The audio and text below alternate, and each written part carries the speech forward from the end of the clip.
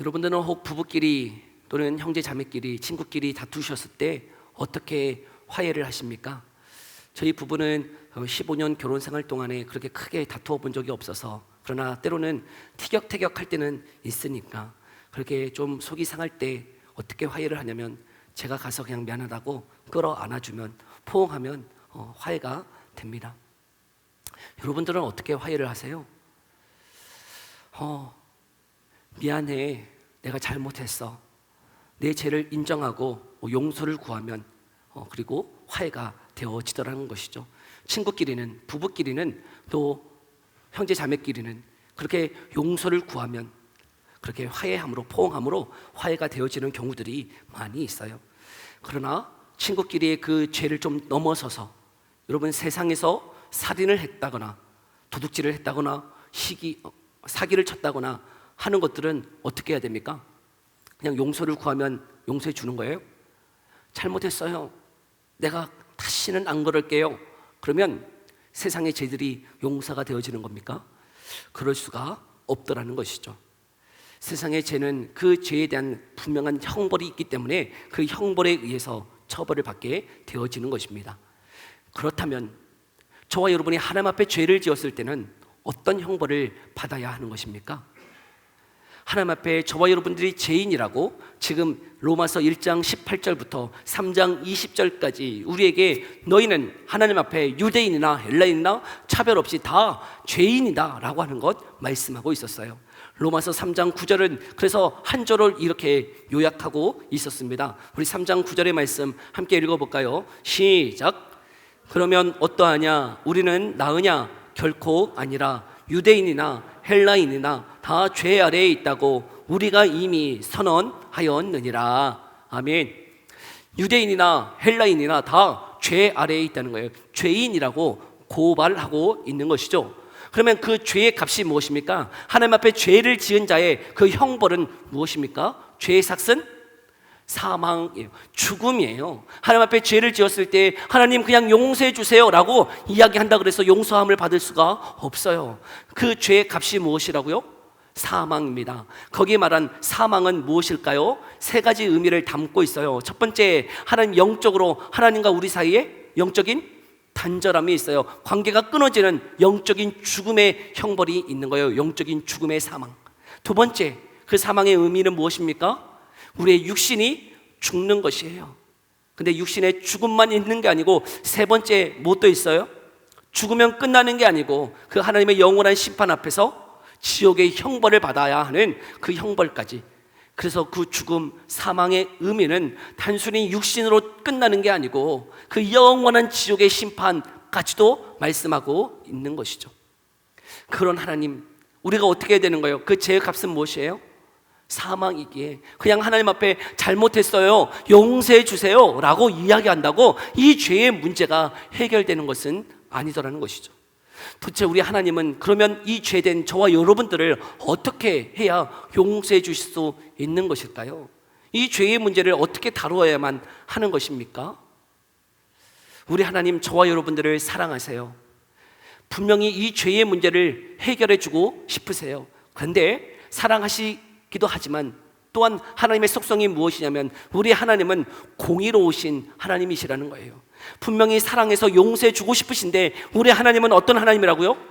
공의로우신 하나님이에요. 마치 정의로운 재판장 정의롭게 그 법률에 의해서 판단하는 재판장이 볼 때, 여러분 어느 날 살인한 자신의 아들이 들어왔어요. 살인자로서 자신이 사랑하는 하나밖에 없는 아들이 왔어요. 어떻게 재판해야 됩니까? 사랑하는 아들인데 그 법률에 의해서 사형자는 사형이기 때문에 사형을 선고한다면 죽을 수밖에 없는 상황이라면 이 정의로운 재판장은 어떻게 재판을 해야 할까요? 저는 정의롭게 재판을 한다면 어떻게 되는 거예요? 아들이 죽을 수밖에 없고, 그런데 용서해 주자니 어떻게 되는 거예요? 이제는 더 이상 정의롭지 못한 재판장이 되는 것이죠. 이것이 딜레마예요. 하나님도 딜레마예요. 도대체 하나님은 어떻게 저와 여러분들을 용서하셔야 되는 걸까요? 정의로우신 그 하나님께서 분명히 사랑하셔서 이 죄의 문제를 해결해 주고 싶으신데 정의로우신 재판장이신 그 하나님으로서 이 문제를 어떻게 해결해야 할까? 오늘 본문이 이 죄의 문제를 어떻게 해결해 주고 계시는지를 우리에게 말씀해 주고 있습니다. 우리 세 가지 관점으로 이 말씀을 함께 살펴보고자 하는데요. 첫 번째, 하나님은 저와 여러분들을 어떻게 다루고 계시냐면 먼저 의롭다고 여겨 주셨어요. 뭐라고요? 의롭다고 여겨 주셨어요. 여기 의롭다 여겨 주심이라고 하는 그 말은 재판장에서 저와 여러분들에게 재판 용어예요. 선고하시는 거예요. 어떤 선고냐면 무죄라고 선언해 주신 것이죠. 피고 박기영 무죄라고 선언되어진 것입니다. 이게 법정 이게 드라마나 영화를 보면 여러분 이제 판결을 앞에 두고 정말 무죄한 사람인데 어떤 일에 의해서 이게 재판에 넘겨졌을 때 무죄하기 때문에 그 재판장의 선고를 이렇게 기다릴 때 피고 박기영은 무죄라고 선언되어지면 어떤 일들이 있는 거예요? 방송국에서 막 환호성이 일어나는 거예요. 맞습니다, 무죄예요. 그런데 분명하게 죄인이에요. 너무 무도한 죄인인데 무죄 그러면 어떻게 되는 거예요? 환호성이 아닌 탄식과 비난의 소리가 쏟아지더라는 것이죠. 여러분, 저와 여러분들은 하나님 앞에서 어떤 사람들이라고요? 죄인이에요. 용서받을 수 없는 죄인인데 그 재판장에서 하나님이 선언하시는 거예요. 이 사람은 의롭다, 무죄다 라고 선언하신 것이죠. 도대체 이 선언이 어떻게 가능한 것입니까? 분명히 하나님 앞에 죄를 지은 사망, 죽을 수밖에 없는 죄인이라고 말씀하셨던 이 죄인인데 어떻게 의롭다고 무죄라고 선언을 하실 수가 있냔 말이죠.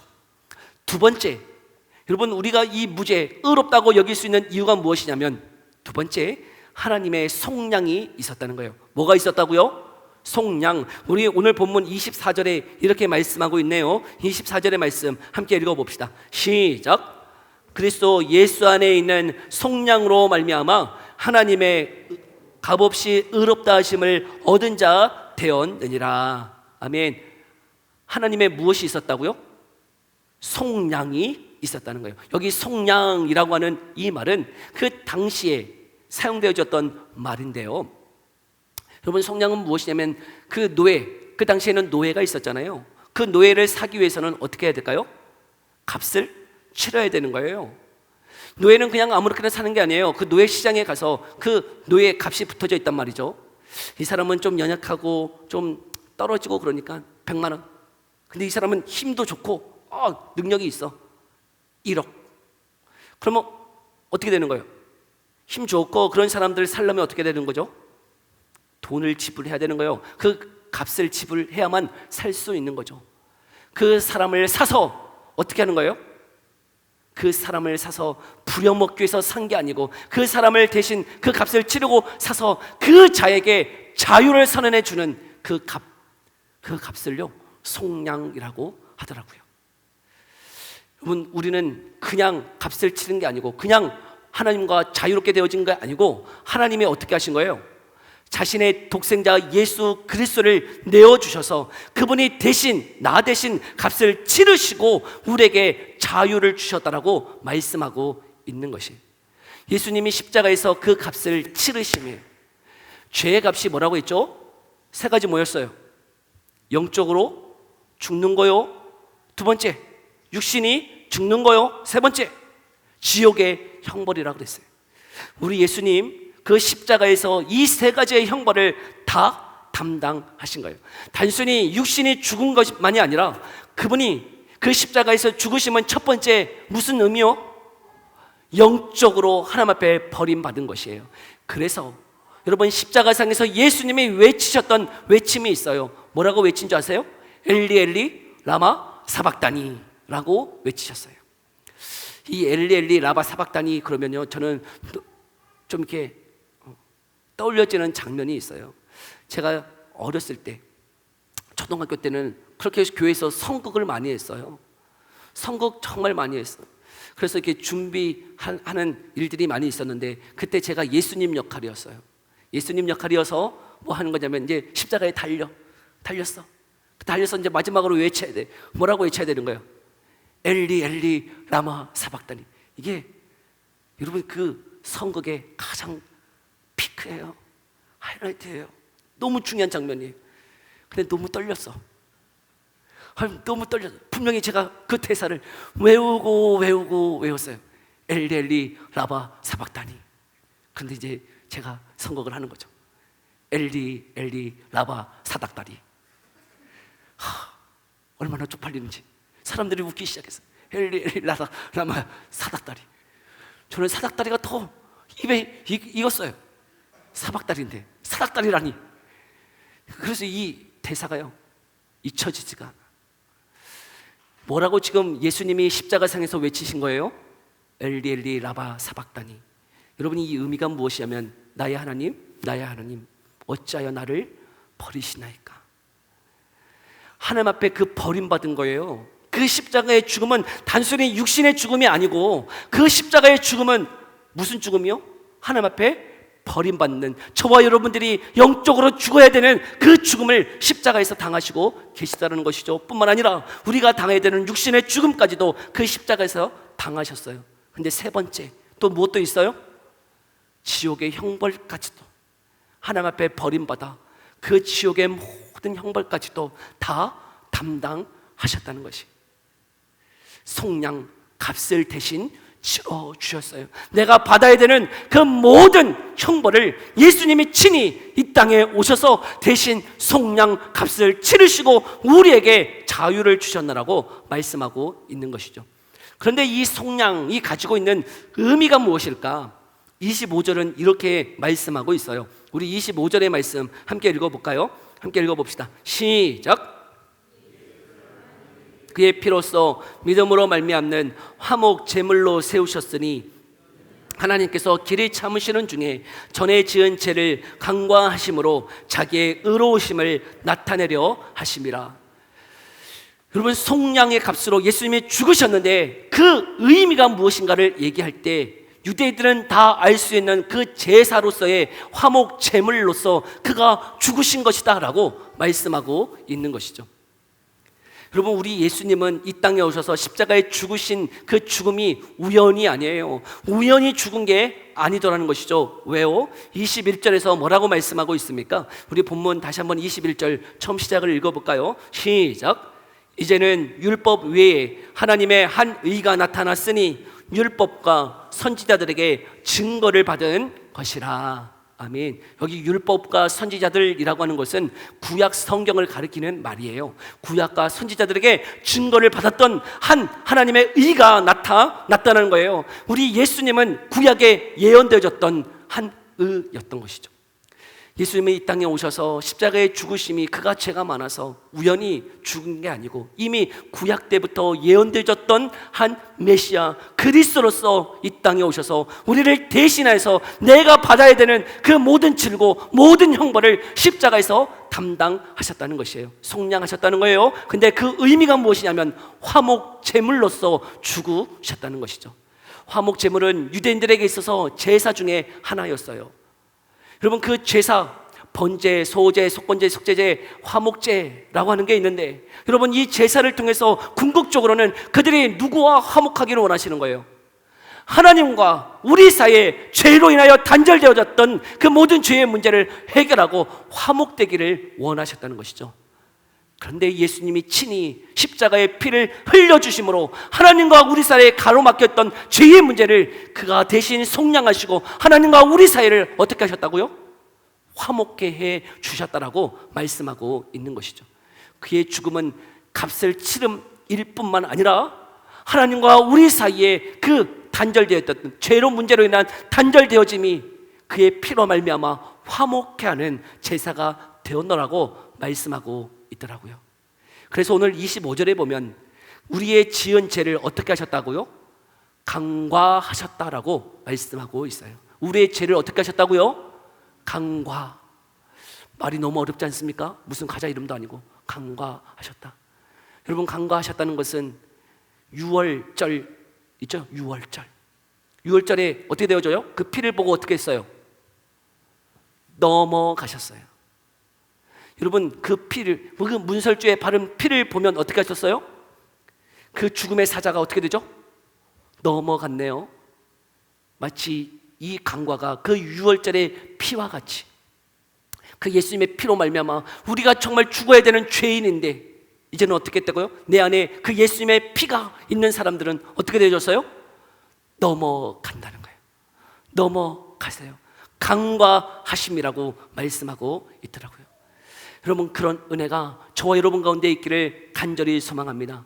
저와 여러분들이 하나님 앞에 용서를 받을 수 있는 것은 무엇이냐면, 내가 하나님 앞에 잘못했어요, 용서해 주세요, 하나님이 그냥 끌어안아 주심으로 이 문제가 해결되어진 게 아니고, 우리를 죄 없다, 의롭다 하시기 위해서 하나님이 무엇 하셨습니까?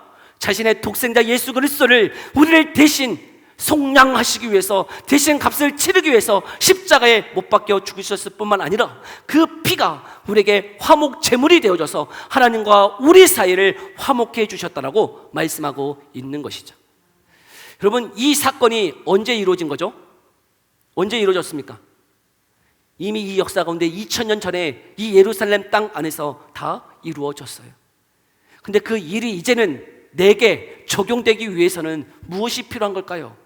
분명히 2000년 전에 예수님이 이 땅에 오심으로 십자가에 죽으심으로 속량하시고 화목 제물이 되셔서 죽으셨는데, 여러분, 이제는 저와 여러분들에게 어떤 문제가 남겨 있냐면 그 예수님을 어떻게 해야 되는 걸까요? 믿어야 하는 문제가 있어요. 그래서 오늘 본문을 보면요, 계속 이 믿음에 대해서 이야기하고 있다는 것이죠. 얼마나 이야기하고 있는가? 우리 22절의 말씀 함께 읽어볼까요? 22절에 함께 읽어봅시다. 시작. 곧 예수 그리스도를 믿음으로 말미암아 모든 믿는 자에게 미치는 하나님의 의니 차별이 없느니라. 25절은 이 예수를 하나님이 그의 피로써 믿음으로 말미암아 화목제물로 세우셨다라고 말씀하고 있어요. 26절은요, 함께 읽어볼까요? 시작.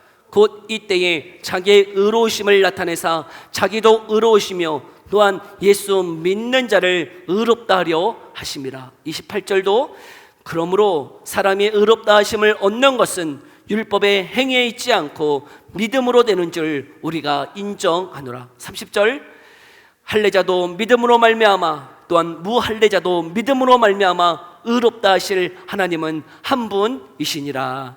아멘. 분명히 우리 예수님, 우리를 속량하시고 화목제물이 되셔서 그분이 다 이 문제를, 이 죄의 문제를 해결해 주셨는데, 이제 남은 게 무엇이냐면 그 예수님을 어떻게 해야 된다고요? 믿어야 한다라고 말씀하고 있어요. 믿음의 법이 남아 있다라는 것이죠. 예수님을 믿으십니까? 여러분, 예수님을 믿으세요? 그러면 믿는다는 게 뭡니까? 저 믿는다고 이렇게 고백하면 되는 거 아닌가요? 저 예수님 믿어요 라고 이렇게 고백하면 되는 것 아닙니까? 근데 이 믿음에 대해서 구약의 한 사건을 통해서 우리에게 가르쳐 주시는 장면이 있는데요, 출애굽한 이스라엘 백성들이 광야에서요 하나님 앞에 원망과 불평으로 일관되게 살아가요. 그때 하나님이 어떻게 하시냐면 불뱀을 통해서 원망과 불평하는 그 이스라엘 백성들을 물어 죽게 하세요. 이스라엘 모든 백성들이 죽게 되었네요. 그때 모세가 하나님 앞에 간구해요. 하나님, 이 이스라엘 백성들 하나님의 자녀인데 이 광야에서 왜 다 죽게 하십니까? 이들을 살려달라고. 그때 하나님이 한 가지 대안으로 무엇을 말씀하시냐면 그 놋뱀을 만들어서 장대에 매달아 높이 들라는 거예요. 장대에 놋뱀을 만들어서 높이 들라. 그리고 사람들에게 외치라는 거예요. 저 놋뱀 보면 산다라고요. 놋뱀 보면 산다 라고 외치라는 것이죠. 여러분, 이제 불뱀으로 죽어가는 그 사람들 어떻게 하면 사는 거예요? 어떻게 하면 살아요? 놋뱀 쳐다보면 사는 거예요. 그런데 어떤 사람들이 말로 놋뱀 보면 사는구나, 놋뱀 보면 산단다, 놋뱀 보면 산다 하고 안 쳐다보면 어떻게 되는 거예요? 안 쳐다보면 어떻게 되는 거예요? 살아요? 나 놋뱀 보면 산다고 계속 고백하고 있는데, 나 놋뱀 보면 살아, 난 놋뱀 보면 산다, 난 놋뱀 보면 사는 거야 하고 안 쳐다보면 어떻게 되는 거예요? 죽어요. 왜 나 지금 놋뱀 본다고 산다고 고백하고 있잖아요. 놋뱀 보면 살아요. 보면 살아, 산다고 고백하고 있잖아요. 왜 안 살아요? 안 쳐다보니까. 쳐다봐야 산다고요. 쳐다봐야. 우리가 다 이러고 있어요. 예수님 믿으면 산다, 예수 믿으면 산다 하고, 예수 믿으면 산다 고백만 해. 예수 믿으면 산다, 예수 믿으면 산다. 고개를 쳐들어서 그 노뱀을 바라봐야 되는데 바라보지는 않고요, 입술로 계속 예수 믿으면 산대, 나 예수 믿어요, 예수 믿어요, 예수 믿어요 라고만 이야기만 하고 있더라는 거죠. 여러분, 예수님 믿는다는 게 뭡니까? 고개를 들어서 누구를 바라보는 거예요? 예수님 바라보는 거예요. 예수님을 바라본다는 게 뭡니까? 정말 예수님을 믿는다는 게 뭡니까? 나는 죄인이고 내가 구원받을 자는 누구밖에 없다는 거예요. 예수님밖에 없다는 거예요. 그 예수님이 이제는 나의 구원자요, 나의 주인이라고 고백하며 살아가는 것이죠. 예수님이 그리스도시요 살아계신 하나님이십니다 라고 고백하는 거예요. 그 고백이 이제는 뭐가 되어야 되는 거예요? 나의 삶이 되어지는 것이 뭐예요? 그의 믿음이에요. 믿음은 고백만 하는 게 아니에요. 목사님, 입술로 고백하면 다 믿는 거 아닌가요? 성경에 마음으로 믿어 의에 이르고 입술로 고백함으로 구원에 이른다라고 말씀하고 있네요. 마음으로 믿는 거예요. 여러분, 마음으로 믿는다는 것은 마음으로 나 믿어요 라고 결심하면 되는 건가요? 아니요. 그 마음이라는 것이 이 유대인들에게는 뭐냐면, 마음은 내 전 인격을 말하는 거예요. 내 전 삶을 가리키는 거예요. 내 삶으로 주님 앞에 그 주님이 나의 그리스도시요 왕이심을 고백하며 살아가는 것이죠. 근데 그 당시에 여러분, 예수님이 나의 주 나의 하나님이라고 고백하면, 그렇게 입술로 고백하면 어떻게 되는 시대입니까? 그때 왕은 누구밖에 없어요? 로마 황제밖에 없어요. 로마 황제가 왕이에요, 주인이에요. 그런데 그 당시에 예수님이 나의 주 나의 하나님이라고 고백하면 어떻게 되는 거죠? 죽게 되는 시대예요. 많은 위협이 있어요, 많은 어려움이 있어요, 많은 고난이 있어요. 그럼에도 불구하고 어떻게 살아가는 거예요? 그 고난, 그 박해, 그 어려움 안에서 여러분, 그 예수님이 나의 주 나의 하나님이기 때문에 그 주님만을 고백하며 걸어가더라는 것이죠. 주 안에 사는 성도 여러분, 예수님을 믿으십니까? 예수님을 믿으세요? 예수님을 믿는다면 더 이상 내가 내 삶의 주인이 아니요, 내 계획, 내 주장대로만 살아가는 것이 아니요, 예수님이 나의 주, 나의 하나님이요, 나의 주인이요, 왕이심을 고백할 뿐만 아니라 그 주님을 바라보면서 그 주님의 말씀대로 살아갈 수 있는 저와 여러분의 삶 되어지기를 간절히 소망합니다. 그 믿음이 어떻게 된다고요? 그 믿음의 법이 우리를 어떻게 한다고요? 하나님 앞에 의롭다 인정함을 받게 한다는 것이죠. 여러분, 그 은혜가 있기를 간절히 소망합니다. 오해하시면 안 돼요. 이 믿음의 법이라고 하는 게 그러면 내 행위로 구원받는 것입니까? 아니요. 참된 믿음은 이 고백이에요. 참된 이 믿음은 우리 입술로 하는 그 고백 맞아요. 근데 그 믿음이 참되려면 어떻게 한다고요? 그 믿음이 정말 참되다면 어떻게 한다고요? 고개를 들어 쳐다보듯이. 여러분, 참된 믿음은 그 예수님을 따라가는 삶으로 드러나는 것이에요. 단순히 예수님 믿는다라고 고백만 하는 게 아니고, 여러분, 고개를 들어 주님을 바라보듯이, 여러분, 참된 믿음은 그렇게 주님을 바라보며 살아가는 것이라고 말씀하고 있는 것이죠. 그렇게 살아가는 믿음의 사람들 되기를 소망해요. 혹 우리 마음 가운데 그런 믿음이 없습니까? 그러면 어떻게 해야 될까요? 구하십시오. 주님 앞에 은혜를 달라고 구하십시오. 하나님, 내게도 그 주님을 믿을 수 있는 믿음을 달라고 구하세요. 나는 죄인이고 나는 정말 주님 앞에서 이 믿음조차도 가질 수 없는 연약한 자임을 고백하면서 내게도 그런 믿음을 달라고 간구할 때 하나님이 그 믿음을 주실 줄 믿습니다. 이 자리에 나오신 모든 성도님들, 그 주님 앞에 믿음을 달라고 간구할 때 우리 하나님 외면하지 않으세요. 분명히 반드시 우리 마음 가운데, 우리 심령 가운데 믿음을 주세요. 나이가 많고 적고, 내가 지식이 많이 있고 없고 그런 거 차별 없이 주님 앞에 구할 때 반드시 그 믿음 주세요. 이 시간 그 믿음을 달라고 간구하며 걸어가는 이 시간 되어지기를 간절히 소망합니다. 기도합시다. 우리 이 시간에 함께 기도할 때에 하나님, 우리 안에 믿음을 주옵소서.